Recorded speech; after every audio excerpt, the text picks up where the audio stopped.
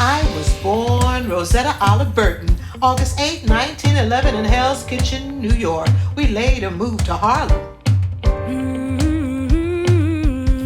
I was the eldest of 5 children to my father, Harold Burton, from the small island known as Dominica, and my mother, named Marie Edith Jacques Helwick, from Jamaica. Later, I became known as Rosetta Lenoir. Rosetta, Etta, Etta, we are all flowers in God's garden. Every single one. We are all flowers in God's garden, reaching for the sun. My family had connections in the vibrant art scene of the Harlem Renaissance.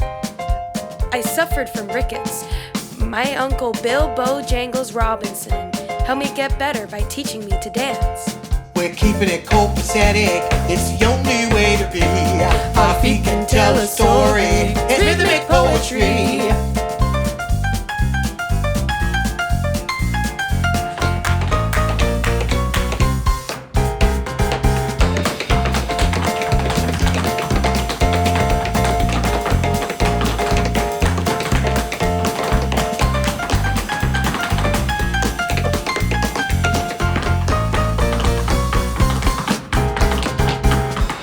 I took voice lessons from the legendary composer U.B. Blake. He called me Brown Sugar. I performed as a dancer in Mike Todd's The Hot Mikado with my Uncle Bo. And I was cast as a witch in Orson Welles' 1936 production of Voodoo Macbeth. I was on a roll getting cast in show after show, but I stayed in segregated hotels during my touring years.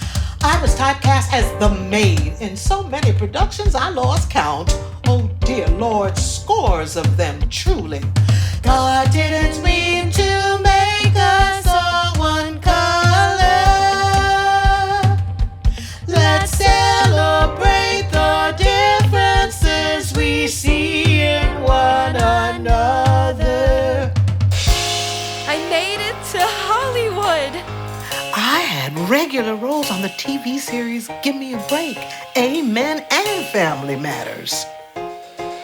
With the enactment of civil rights legislation and the emergence of the Black Power movement in the 1960s, I noticed how divisive our language had become. Everyone was shouting. No one was listening.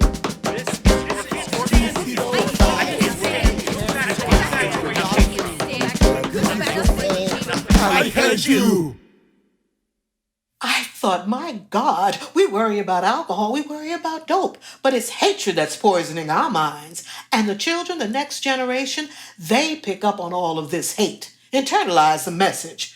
They're not even at an age when they can make decisions for themselves. He made us different colors for his beautiful garden, but all the stems are green.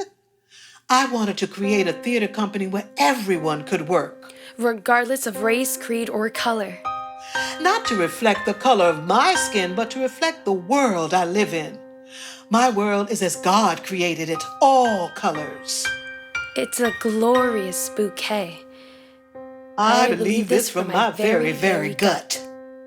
So I wrote to the New York State Council on the Arts to ask for a grant. I waited and prayed and made novenas and went to Father Shelley and Monsignor O'Brien and said, please pray with me. They said, Rosie, with your spirit, it will happen. Sure enough, a month later, I received a letter stating that we would receive $25,000. And that was the start of a Moss Musical Theater. That was the start of a Moss. Ooh, that was the start of a Moss.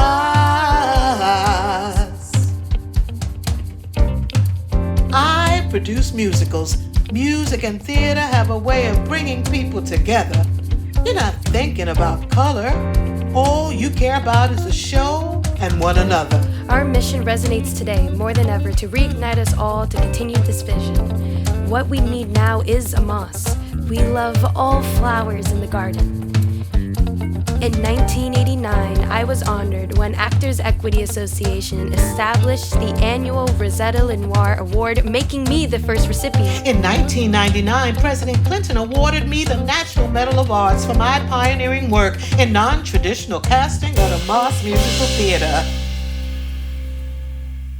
Change begins with the children. And I am your grandmother, whether you like it or not. We are all